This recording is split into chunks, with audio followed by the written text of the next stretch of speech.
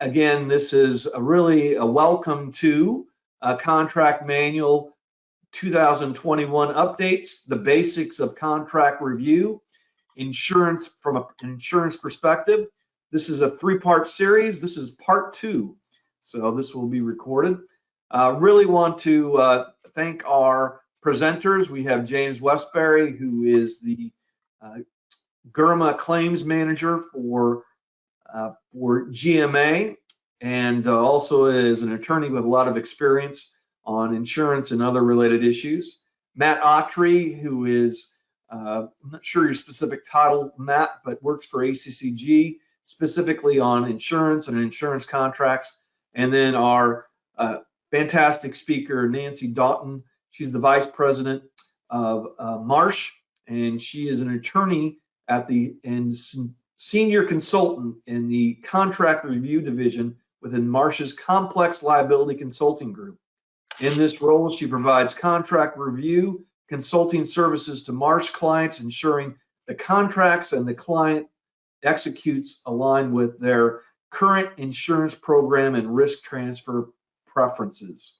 With that said, Nancy, you can take it away.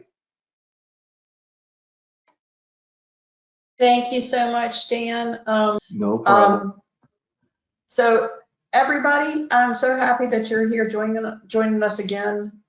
Somehow my slides advanced in that brief interruption. And so welcome back. Thank you for joining us. Today, we're going to cover some of the more particulars that I see in almost every contract that I review. And my position here at Marsh, I review thousands of contracts every year for certain clients. Some may even contract with you or in your city or county capacity. And these are things that we run across regularly. They're very common to find in insurance requirements in contracts. And so it's something to help broaden your understanding of these particular requirements, what they may or may not mean, and perhaps ways that will benefit you in negotiating your contracts. Once again, I just want to point out that the sooner you look at the insurance requirements in a contract, the better. I find in many cases it's almost like a fire situation when I'm asked to review a contract and they need to have it turned around right away. And in not every case is it something I can look at and then immediately provide them with the coverage answers and things like that. Sometimes there's research, sometimes we have to reach out to other areas with more specialized knowledge on a particular type of contract, maybe builder's risk or pollution. So the more time you give yourself and or if you use a third party, the better off you will be, because what I find is unfortunately it can hold up some certain projects that you may have contemplated. It could hold up while the insurance is being negotiated. So it's important to look at the insurance clause, but it's also important to allow enough time for it to be fully negotiated. So with that, we're going to start back today talking about additional insured. As yesterday, as a reminder that if your program is through one of the pool programs, this may not be something that you can offer to another party. But if you have a separate insurance program, yes, it is something you can offer and make available when asked. And regularly, you see this as a contract requirement that one party, either you or the other party, wants to be included as the additional insured on each other's insurance. And that's to allow that direct access to the insurance requirements, as we talked about yesterday. As an additional insured, you have very similar rights to the insurance policy as the named insured. So that means that you can have their insurance pay for your defense. If there's a litigated matter, pay for a claim, things such as that. So it's an important feature that is available. Let's just get that out of the way. And something that can be negotiated also.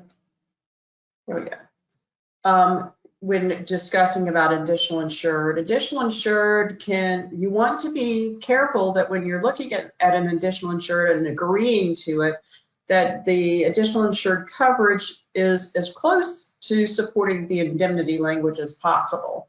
So some of the things you want to look at is, what does your policy say? What type of level of endorsement or coverage will your endorsement provide?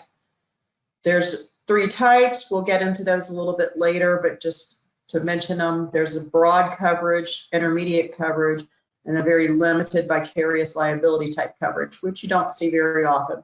More common than not, it's the intermediate coverage. What does the contract say? What does the indemnity clause say? What are they asking for? Will the insurance support it? Will the insurance be less coverage than what is being indemnified? And I say, will the insurance support it, because insurance is never going to fully cover what's been agreed to in the indemnity clause. That's just, it doesn't work that way. It's not an apples to apples type of thing. But you can get at least as much coverage out of it by making sure the two are aligned. And then you have case law. What does it say? So it's not, that also needs to be taken into consideration.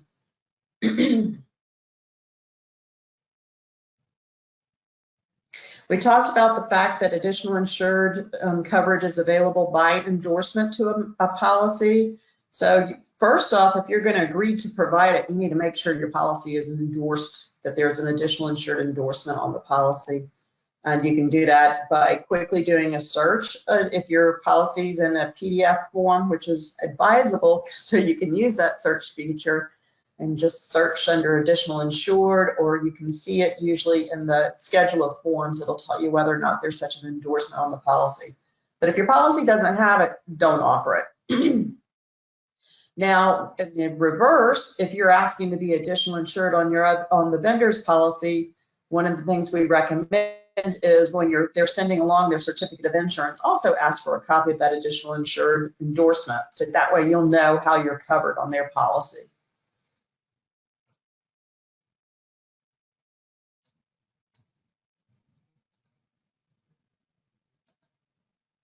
All right. So from here, so what should you, is it a good idea to agree to include another party as additional insured, or even to ask to be included? So here's some of the pros and the cons. If you agree to do it or to include, you can transfer the obligation to defend and indemnify the other party to the insurer, or yourself to their insurance. It supports good business relationships amongst the parties. Now, the reason why you may not want to do this is you're sharing limits, either by being an additional insured on the vendor's policy, and you don't know how many other people they've agreed to include as additional insured on their policy, or you're sharing your limits by agreeing to allow somebody to be an additional insured on your policy. So anybody that's an insured, whether named insured or additional insured, will share in those limits. Those limits will be used to pay claims where you may, as an additional insured, may have some partial fault. The potential downside is there's a risk for higher insurance premiums, and that you could be covering the additional insured for their negligence. So things to keep in mind there. This is kind of a typical clause you might see in a contract of asking for additional insured coverage. What the red has been added in to make this a better clause than what is originally there. You'll see that usually it's the other party asking for, often affiliates, subsidiaries, their directors, employees, a long list of people. So you may want to look closely at that and see how comfortable you are to extend your insurance policy to that many people. And they ask to be included or named as additional insured. If you see named, it's best to substitute included, since most additional insured endorsements are written on what we call a blanket basis, meaning that it's automatic that the party will be included as an additional insured as long as there is an agreement in a written contract or agreement. And then additional insured coverage is not available for every type of insurance policy. That's why we clarified here by adding general liability, auto liability, and umbrella excess liability. And then with respect to vendors' operations or products or services provided under this agreement, it's best to clarify that you are talking about whatever they've agreed to do in the agreement. And you also want to ask for additional insured coverage for ongoing and completed operations. Ongoing and premises is a type of coverage available under general liability. Premises is your slip and fall type of things where you're protected. And then products liability and completed operations is also coverage on the policy. Now those ongoing operations and completed operations are not provided of the additional insured coverages under two separate endorsements. We'll get to that in just a minute. So you want to be specific, more particularly for the completed operations. Most people, if they just see additional insured, will just grant it for the ongoing operations. And completed operations means once they've finished the job, you still are covered under the policy as additional insured. And if it's a product situation where you're purchasing a product, you want to have that product's liability coverage available to you as well. So you would want to specifically ask for that. And I've mentioned that we wrote in general liability, auto liability, and excess umbrella.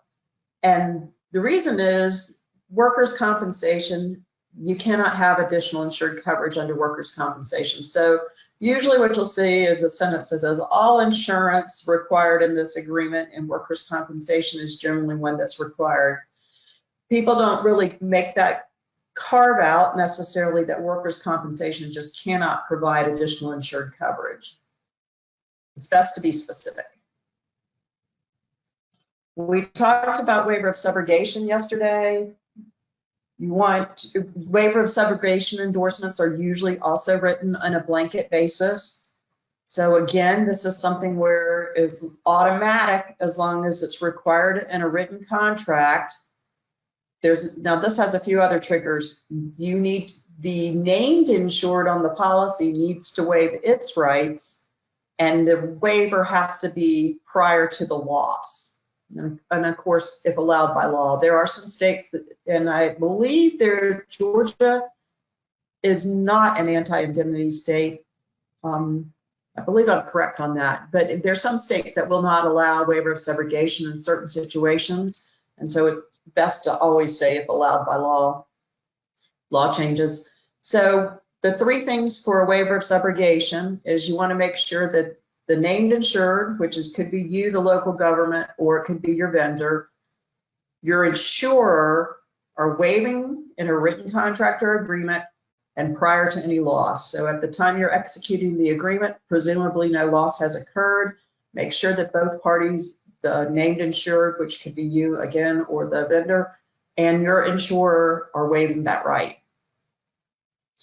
And so here's an example where the vendor is waiving its rights of subrogation in favor of you. And to the extent that allowed by law, vendor will require its insurance carrier to waive that right of subrogation. So that's the two parties are waiving their rights. We're assuming there's not been any loss at this point, and it is in a written contract or agreement. So this would be a waiver of subrogation clause that would be supported by the insurance.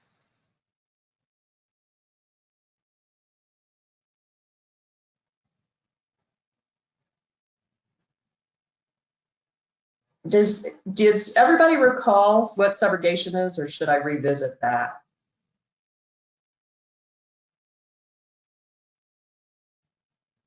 Anyone have any comments on that? I don't have any comments, Nancy. Wonderful. We spoke again yesterday about primary and non-contributory coverages. I really highly recommend always asking for that with additional insured coverage. If you're going to be included on somebody's policy as additional insured, you also want to ask for primary and non-contributory coverage, also provided by endorsement in a blanket format. And this is to make sure that their insurance will pay first, and that your insurance that may or may not also cover the claim is non-contributory. So that'll make you get what you really wanted out of the deal when you say, I want to be on the other party's additional insured on policy as an additional insured. You really intend for their insurance to cover the loss first. So adding this additional wording and requirement will do that.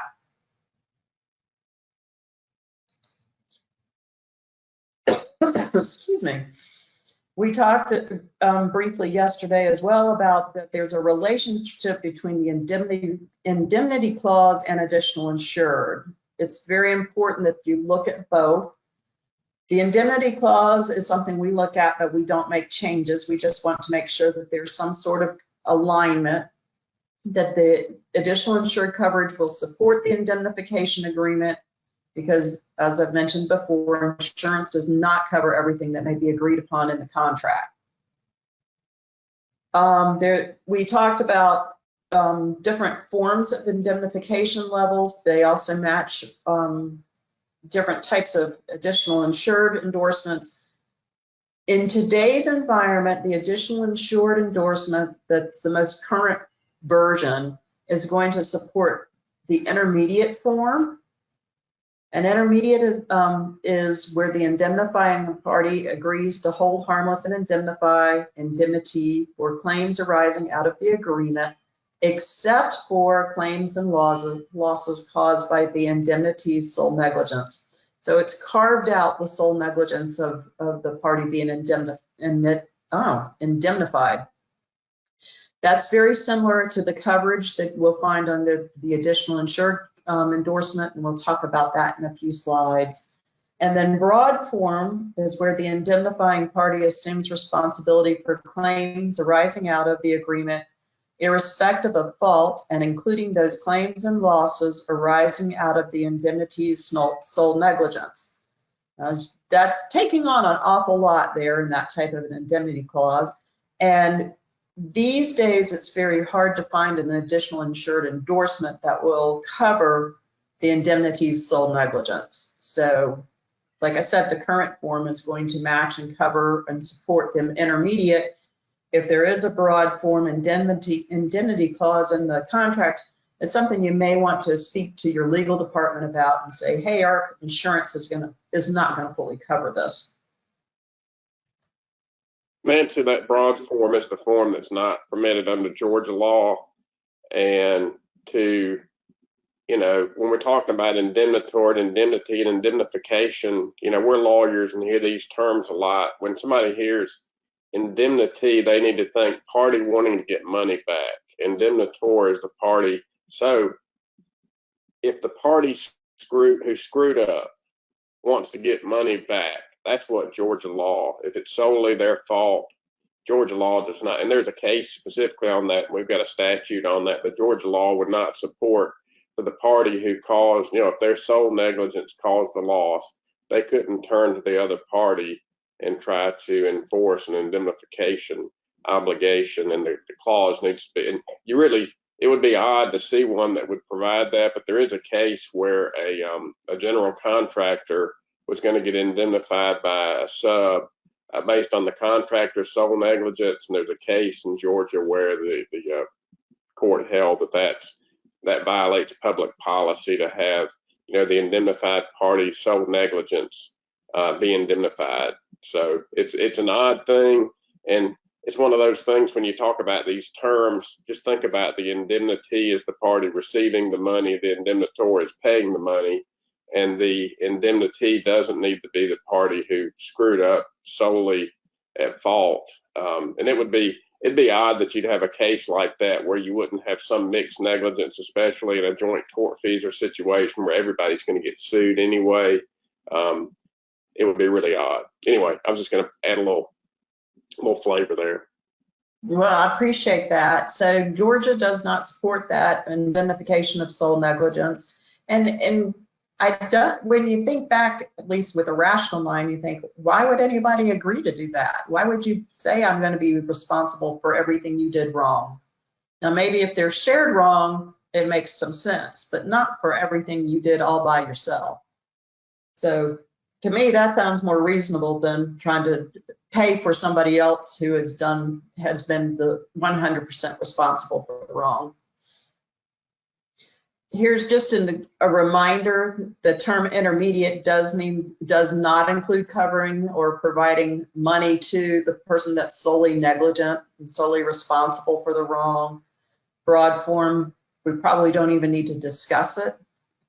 But you can see where the same clause with just a little simple change where there's the unless the damage and injuries were caused solely and directly by so-and-so's negligent acts, that now takes what could have been a broad form indemnity clause and makes it now something intermediate, more reasonable, and it assesses the risks appropriately between the parties. So you can, with simple changes to wording, you can make a big difference. Also, I caution you for anything that says any and all.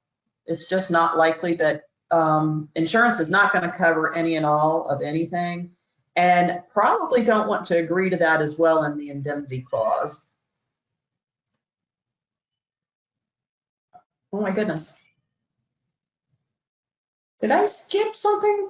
I may have. I thought I had more. I may have skipped something. Does anybody have any question at the moment while I sort through what I may have missed? Any questions from anyone? Allow Nancy to find your space. James, do you have any thoughts? I'll throw something in. We were talking about subrogation and waiving subrogation and when you can do that. There is a, think about subrogation a lot of times needs to be married with good indemnification language, because when you subrogate, that means the insurance carrier is going to stand in the shoes of its insured and go after the party who caused the loss. So it's really nice if you don't have to prove your claim so much. If you got a contractual indemnity obligation, if you're going to indemnify for anything except the sole negligence of the indemnity, then you've got something you can stand on to really make that waiver of the subrogation language enforceable. Another quirk about Georgia law is that sometimes waiver of subrogation is implied, and that would be in the circumstance where you have a requirement that one party name somebody as additional insured, so the carrier's involved and it's insuring everybody on the loss. If you have that additional insured contract language and the carrier's having to step in, the waiver of subrogation is implied. And the reason why is because if the carrier is insuring everyone, it's not going to pay the loss and defend the claim and then turn around and pursue subrogation against somebody that's it's additional insured. That's a quirk in Georgia law, but most of the time you need to have the insurance policy will permit you to waive subrogation as long as it happens before the loss, but the waiver is implied in the limited circumstance where you've got the additional insured language in the contract. So in that situation, the carrier will come in, deal with the claims, cover everybody, but there won't be anybody who gets pursued for subrogation that was listed as an additional insured. When I was looking through this earlier, I was thinking about subrogation, and just an example where most everybody can probably identify with it. Maybe you have been in an auto accident where the other driver maybe carried either no insurance or low insurance, and so your insurance had to pay for their wrong to fix your car. Your car's been completely fixed. So just as James was saying, your insurance company is going to stand in your shoes and they're going to seek to recover the payment of that claim against the at-fault driver. I actually had that experience when I lived in Alabama. And it's just, that's a way it helped keep my premiums low and, things such as that. And you want to have that ability for your insurer to stand in your shoes in those situations so that it'll affect you. It could increase your premiums or cause further problems for you, maybe even make you uninsurable if there's too many claims. So that's something to be cautious of when you're looking at a waiver of subrogation requirement. Had I waived such a right of subrogation, then I would have been paying for the loss through higher premiums. That's a great point. We deal with this all the time on APD claims, auto physical damage claims. And having that first party coverage allows you to avoid the trouble altogether of having to go to court and pursue the at-fault driver, to have to, even if they've got insurance, have to deal with their insurance carrier. If you just don't want to do that, you can turn it in on your auto coverage and your carrier takes care of you, and then they go to the trouble through this subrogation provision to pursue the at-fault party and work it out. And we deal with that routinely in our pool. I'm sure ACCG does too, on all the auto physical damage claims. That's just the blocking and tackling of, you know, insurance. That's a large part of what we see, and it's a large part of the claim adjuster's job is to pursue those sub-road claims. And one a coverage that where we see it in commercial business contracts frequently is for first party property insurance, where there will be an ask to waive rights of subrogation, so that if there's a fire, sprinkler, or some sort of damage to personal property, that each party does look to their own insurance carrier rather than allow their insurance carrier to subrogate against the other party. So that's a regular requirement you'll see in property insurance. Sometimes the waiver of subrogation is only requested in a property insurance requirement, not necessarily for the casualty insurance. And I work with a number of different commercial clients, and some of them will not waive their rights of subrogation. That's their stance. They will never agree to it. Others will go ahead and agree to it if it's in there without any questions or asks. I'll tell you what's critical for cities and counties to understand. And in most circumstances, the party they're dealing with in these negotiations is coming to them to want something. They want the city's business. They want to do something in the county. They're having to get the city or county to agree to the contract. And in that situation, the local government is in the driver's seat in terms of all these provisions, because the parties don't care so much about this stuff. They want to do whatever it is they're trying to do. And you get the lawyers and the insurance people involved, and they really don't care so much. We care a great deal about these things. So in these situations, if you're in the driver's seat, you need to push back, because you can probably get the language you want to have in those contracts. Now, when you're having to do something, if you need to get Georgia Power or the DOT or somebody like that to get their approval to do something you want to do, and you've got to deal, and we're dealing with this right now with a bunch of state agencies on their indemnification and insurance requirements for, getting funds and having, things where the state's involved on projects. It's a different situation because there's a lot greater bargaining power on the other side. And that's where sometimes the technical knowledge and skills of the lawyers and the insurance people on both sides becomes very important, because then it's not as much about, the other side's got the bargaining power, but somehow you've got to make the contract fit the requirements or the constraints that both parties have to deal with. But that's, so you deal with two situations. Sometimes you're not in the driver's seat and you have to figure out how to make it work. But when you are in the driver's seat, all the stuff that Nancy's talking about here, you can push back and get the deal you want that puts as much risk of the loss on the other party as possible. And the goal here is to make sure that if they're coming to you for something, they want to do something, they need to have the financial risk of that. And it doesn't need to be something that falls back on the city or county and ultimately back on your taxpayers. And you can control that in these negotiations we're talking about. And that's a very valid point, because I work with a number of clients that do work with governments and municipalities on a regular basis, and there is a tremendous amount of bargaining power on your end of that negotiation. Now, sometimes it boils down to that their insurance program just flatly cannot provide what you're asking for. It's just not in their program, and many of them have a corporate program that's in place already before they get there. But I can tell you that to the extent they can make it happen, they really try hard, because they do want to do business with you. They want very much to, be a partner with you for whatever the business purpose is. So while you do have a tremendous amount of bargaining power, and then when you're in the other situation where you're trying to contract, you're being asked, or you're asking some consultant or someone to, you know, sign insurance and provide additional insured coverage for you. You just want to make sure that they're, and ask the right questions. If you're asking for limits that they don't have, look at it, because sometimes what we put in as a standard limit, it's really hard to kind of make a template and say this is going to fit every situation, because you may have somebody that's on more of a mom and pop operation. You're just going to have to be more forgiving on what you're requiring of them if they're your only option to get a job done. When you're dealing with true commercial businesses that need to get the job done, generally they're going to have the types of insurance that we've suggested in the templates that will be provided in the contract manual.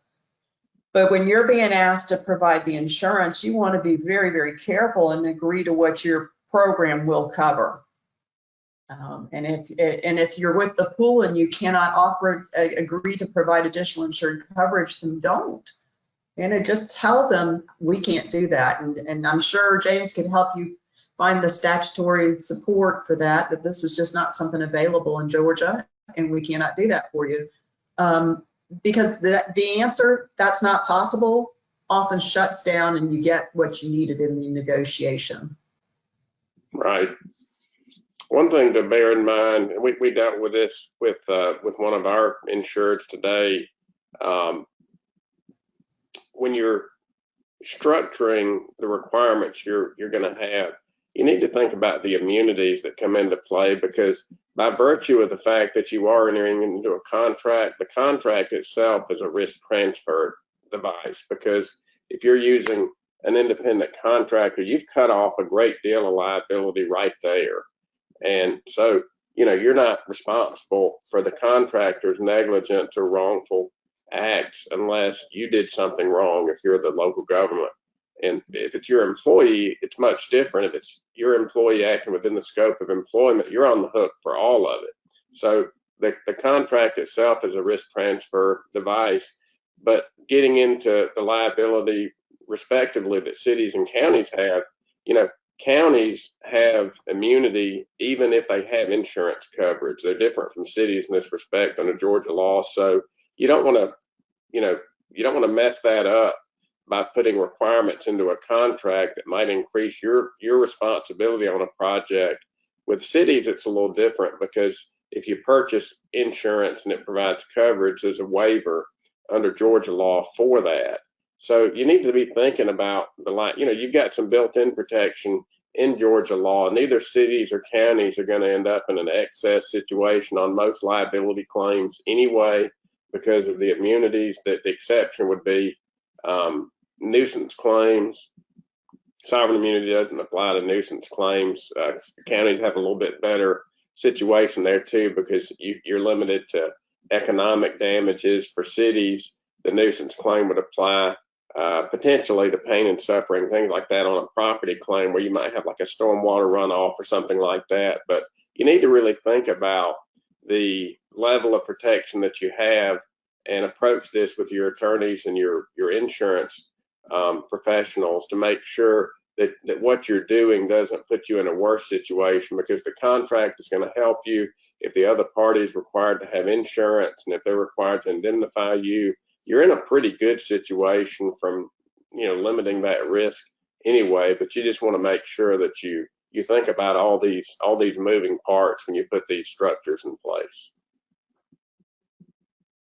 I have a quick question to our audience generally. When y'all are working through your contract process, where do you find your pain points mostly in working with insurance requirements?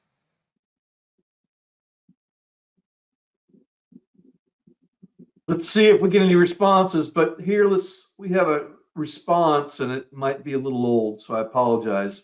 Yes, so many people do not know that about their auto policies. You have to make sure you use good insurance companies, otherwise you have to stay on top of them to do this part of for you. Oh, somebody's had a bad experience. And yeah. I would echo that, because the last thing you want to have to do is be the collector for having your car repaired. So let your insurance company do that for you. But generally, if we could open up our discussion, I'd love to hear some of the pain points and some of the issues that you find difficult in negotiating with various entities, you know, on your end or their end, where they're asking more than what you think is sufficient, or anything particular to the contract. And I think we can probably help think through those for you. So here's a comment: not understanding the different coverages. Thank you for that comment. Specifically, are you talking about the general liability and the umbrella excess? If you can be more specific, we'll talk about them.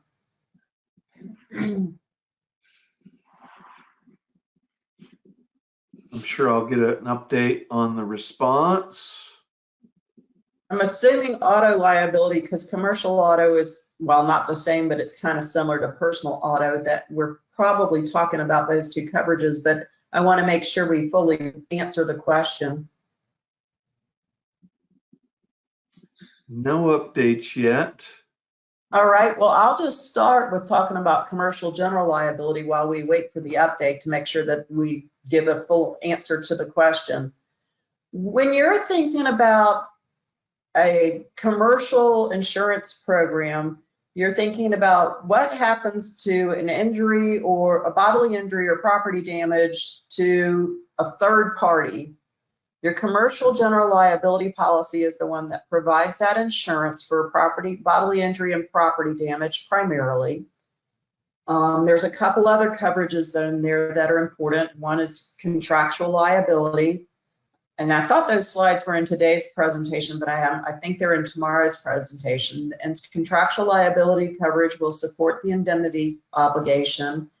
You have something that's called personal and advertising injury. That's kind of defamation, slander, libel, those types of injuries, which are in fact injuries, and they're covered by insurance. They're not an actual bodily injury or even death, which is covered under the commercial general liability.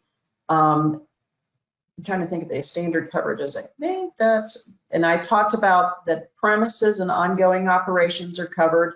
So if you're contracting with maybe somebody that's a manufacturer and you go visit their site, something happens and you're injured, their commercial general liability is going to cover the premises, and you will get, their insurance would pay for that claim. It covers their ongoing operations as well. Same manufacturer, if you get a product from them and the product's later determined to be defective, that product's liability is covered under the commercial general liability policy. And then ongoing operations, say you're getting some type of service from a third party, they've completed their service, you've asked to be included as additional insured for ongoing operations, and there's a claim that occurs later but relates back to during their time of service when you were additional insured on the policy, then you can get coverage as well. You can go to that vendor's insurance policy and say, hey, their operations somehow have resulted in this claim. Maybe it's a property damage claim and you need to pay for it and cover our defense because we're now being somehow blamed for it, but it was not us, it was the consultant or service provider. Umbrella excess is just that next layer. So primary insurance, which is generally your commercial general liability, auto, and workers' comp, employer's liability coverages, those are your primary coverages, meaning first. And then umbrella excess is going to be the next layer.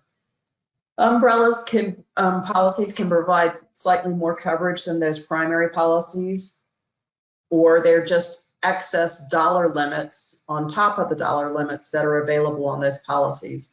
So many of the contractual requirements you'll see will have a commercial general liability requirement for insurance limits of $1 million per occurrence and $2 million in the aggregate. If you don't ask for umbrella excess coverage on top of that, then you're limited to the 1 million, 2 million, and what if it's a larger claim? So more and more contracts, particularly here in the US, I don't see it in foreign contracts, you'll see that there's that ask for $1 million, $2 million in the commercial general liability, and then there's going to be a request for some sort of a higher limit in that umbrella excess liability. And that is just an extra layer of coverage on top of the commercial general liability policy, the auto policy, and the employer's liability portion of a workers' compensation policy, which essentially provides at least as broad as the underlying coverage, but additional dollars. So that's where if it were a higher claim and you've asked for that umbrella excess coverage, you would have more than that $1 million, $2 million limit to cover the cost of the claim, the cost of defense, things like that. Nancy? Pardon me? Go ahead. I was just going to say if there's another coverage that there's a question about, I'd be happy to expound on it. Nancy, one thing that we do with the local government, you know, you've got GL claims, which is where most of this comes up with your typical insured. But with local governments, you know, general liability for the most part just covers negligent acts. You do have, you know, the types of intentional conduct that are sometimes covered, you know, defamation and things like that, that might be picked up like under an E&O policy that local governments might see where it would cover a wrongful act.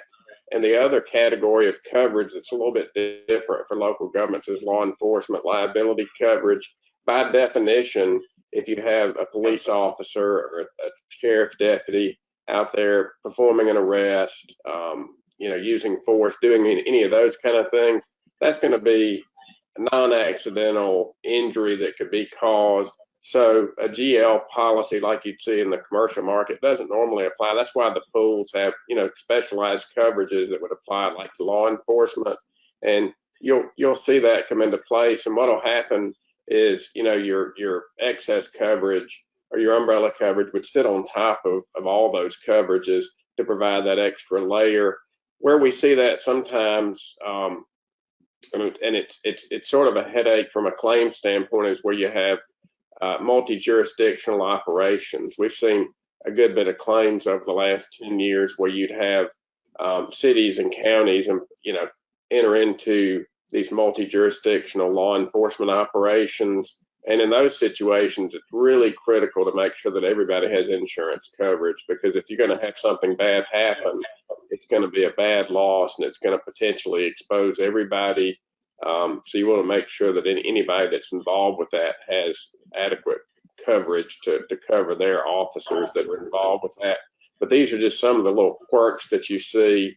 One thing I'll add, with auto coverage in Georgia, you never, in my opinion, want to buy really high limits of coverage because the sovereign immunity is so strong. That may not be the case when you're talking about federal claims, nuisance claims, things like that, in areas where you might be able to get around sovereign immunity. Because we've got a really strong waiver statute, you typically don't want to buy high limits of coverage above, say, $1 million on an auto coverage, because all you're doing is putting money out there that otherwise you'd be protected under Georgia law.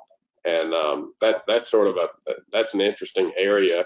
But those are the things we see in dealing with local governments. The law enforcement liability coverage is something that's sort of completely different than what you see in the commercial market, because it does deal with intentional acts. The other thing, you know, we cover a lot of employment claims and other things that are more intentional in nature. You might see that under either a public officials or an E&O coverage.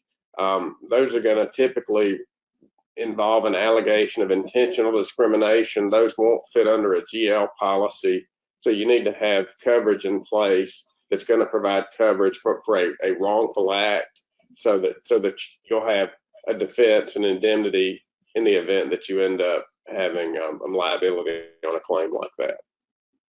And in the commercial market, that's the employment practices liability insurance, and that's right. Something that exactly should be carried because of those types of allegations. Back when I started practicing, EPL was not a thing. You know, employers just had to insure their own losses, and it was very rare that you'd see a company that would actually have EPL coverage. And that's changed. That's a huge part of our claim volume. And I'm sure it is on the county side too. And those are expensive claims to defend. They're specialized claims, but I would think, Nancy, you may be able to speak more in the commercial market, but I know in the local government space, you've got to have that coverage, or you're going to get killed trying to, defend those claims if you don't have coverage. We cover those under our E&O coverage. We cover both EL claims, and then we've got the constitutional claims where there's an ordinance somebody will challenge that violates somebody's constitutional rights. Those are just kind of quirky coverages that we see in the local government space. I have a question. I'm sorry, I'm speaking over someone. That was me. I just had a question, but go ahead. Well, I was saying when we were putting together the contracts manual, we have added to the template where you're asking for EPL, employment practices liability, and for certain types of contractual arrangements where that risk may be higher, where there's some sort of a claim of discrimination, because that EPL policy also can protect you as a third party. If their employee is causing a discriminatory action, you can be protected as well, or an employment discriminatory action. So that we have that considered in the manual. Very good. Here's a question. Should we request a copy of the other party's policy to review as part of the contract review process? I see that request a lot in contracts, and I can tell you most businesses will not share their policy with you. Smaller businesses will. I see that, and tech companies may, small tech companies, but most businesses don't want to share their insurance policy. But what they will do is they'll share copies of the endorsements that you've asked them to provide.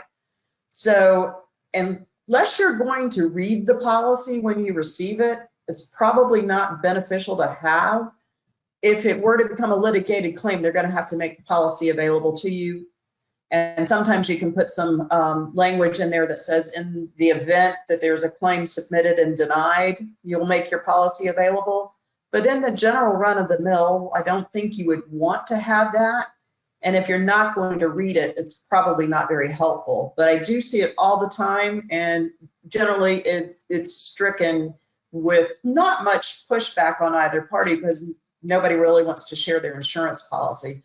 But best practice would say, hey, when you're giving me the insurance certificate evidencing these insurance, I also want your additional insured endorsement, your primary non-contributory endorsement, your waiver of subrogation endorsement if you ask for that, and even ask for a copy of the notice of cancellation. And then you have the pieces that are most pertinent to you, and it's not a 200-page insurance policy. Got a few more questions here. Let's see. If the city signed a contract with a building contractor for services and the actual contractor gets injured on the job and the contractor is responsible for the cost, right, the city would not be liable under any workers' compensation or other way unless they are found liable in court. Is this for a type of construction? It sounds like there was a building contractor and they were hired and the actual contractor was hurt within there. So I think that is really a contractor question, right? Whether somebody is an actual contractor or they're a contract employee. I mean, if they're doing construction, I guess it gets down to the definition of a contractor. Well, James, I would appreciate your guidance here because my knowledge on this is more global than it is Georgia specific. But there is something called third-party overaction claims. So the injured employee could receive workers' compensation from their employer, and then they could turn around and sue the local government and say, you were negligent, and therefore I'm going to file a private lawsuit against you. And because local governments, the additional insured on the employer's insurance policy, basically the employer is now having to defend a workers' compensation claim under a negligence lawsuit. It's a big problem in construction in some of the northern states. I do not know if it's a problem in Georgia. That's absolutely how it would work. You'd have the employee get hurt of the contractor. They'd have workers' comp coverage. They could turn around and, laying insurance aside, they could turn around and sue the city if the city had any negligence on the claim. That the contractor would be protected by the exclusive remedy bar since it was a comp claim, a covered claim. The comp carrier might have a subrogation right against the local government if the local government was at fault. In that situation, theoretically, you'd want to have the contractor place the city on the contractor's coverage as an additional insured, primary and non-contributory, so the contractor's coverage would come in and defend before, the city or county insurance or pool would come in. And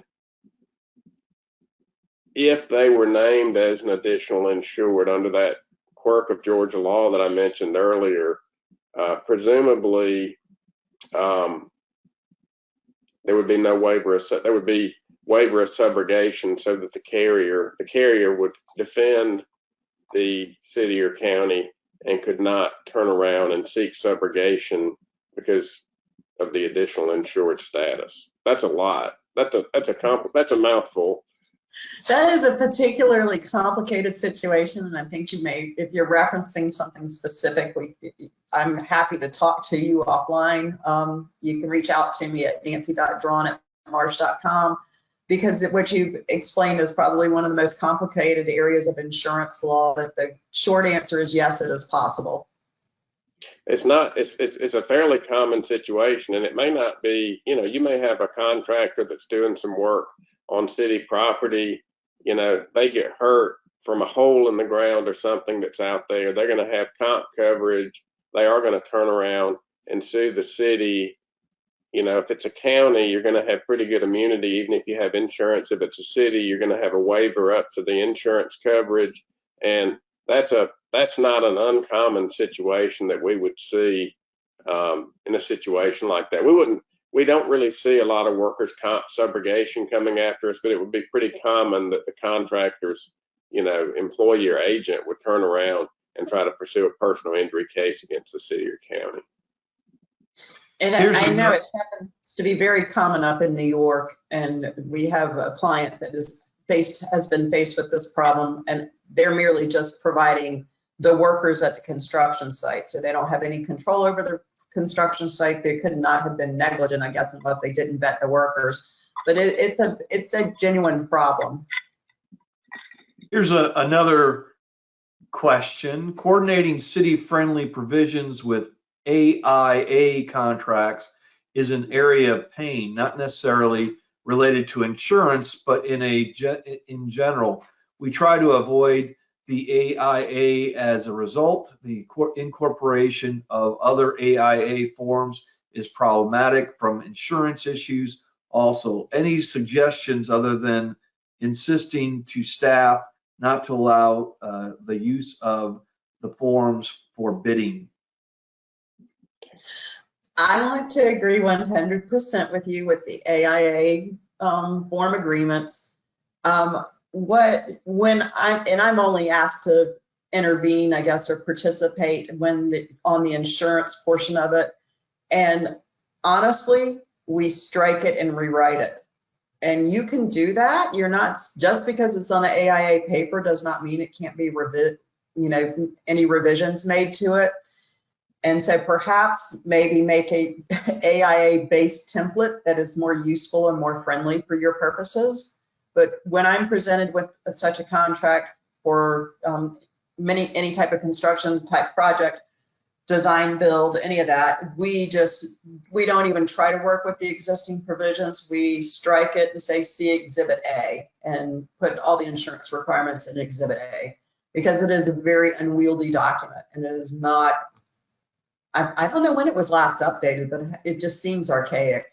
Well, and it seems to be drafted to protect architects and builders and not necessarily the owner. I mean, you can absolutely change that document. You need to have, your insurance people and your city attorney involved. And something we've dealt with is where you'd have, bid specs in a job, and then, you'd have the right indemnification insurance requirements, but they don't make it into the final contract. Whoever is giving the final review of that needs to make sure that those specs make it in there, because you get all these parties putting the deal together. Once it's awarded, you're going to have the architect and maybe, a design professional, a contractor, all these people in there. The city attorney or the county attorney really needs to make sure that those bid specs are carried out. And, it's very common. We had a situation last year where a municipality wanted to build a recreational pool, and the way they did it, because it created so much disruption of water flow, they had a bad water flow claim from a downstream property owner. And under the bid specs, the design firm and the contractor were supposed to provide insurance and be responsible for that, but that did not make its way into the final agreement. So we got involved. We had a claim against, the joint tortfeasor who had actually caused the loss, and there's some reputational risk that they had as well. But we had to be a lot more involved as the carrier for the city, in something that we should have had no involvement.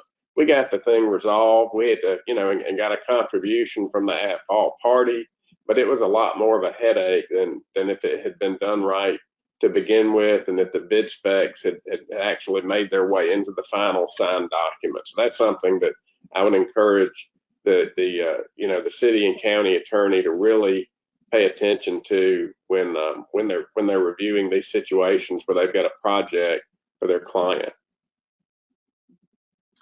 Yeah, if you've gone to the trouble to really put the thought into those specifications at the RFP stage, you definitely want to make sure it makes it into the final agreement. I'm dealing with that with another client right now, where there's, for some reason, trying to get those insurance requirements that they obviously agreed to when they submitted the bid into the final agreement has been quite a task. And I just keep standing firm, and it's ultimately the client's decision whether to go forward, but they went through a lot of time, expense, consultants to get those insurance limits and coverages appropriate to what the type of work was. So my suggestion is then find the person that can meet that. Something I'll add, practically speaking, if you have one carrier involved and you have a dispute, it's a lot easier to get it resolved, and you avoid a lot of finger pointing when you have all these parties. But if there's one checkbook at the end of the day that's going to have to, pay the party that was injured, or the ticked off property owner, it's a lot easier if that, you've got one carrier that's carrying the ball on that claim to get it resolved and put it behind you. One more question here. We allow contractors to drive city-owned vehicles and equipment. If the contractor damages the vehicle, could it be claimed on their insurance rather than ours? Your insurance is going to be primary on that vehicle unless you've set it up separately, but typically it's going to be your insurance that covers that. Right, the insurance is going to follow the vehicle first, and on a first party claim, your insurance is going to cover that. What you may do is, in your contract with your, whoever it is you're working with, if their employee is at fault, you'd put an indemnification provision in there so that, they would have to reimburse, and you could set that up on, for subrogation, basically. If they're, you'd subrogate, and then you'd have an indemnification requirement in the contract, so that you could turn around and recover from them if that happens. Well, we're entering, we've passed a 3-minute time. Any other comments you'd like to make? A lot of good discussion. A lot of thank yous, a lot of appreciation from the attendees. Anything else you'd like to cover before we end, and then we do tomorrow's part 3. Well, bring more questions tomorrow. This was very exciting and probably way better than the lecture or, presentation. But I enjoyed listening to the actual experiences and pain points that you're dealing with. You got great info. Thanks. See you tomorrow. You're welcome. Thank you for this meeting with these knowledgeable professionals. So very good.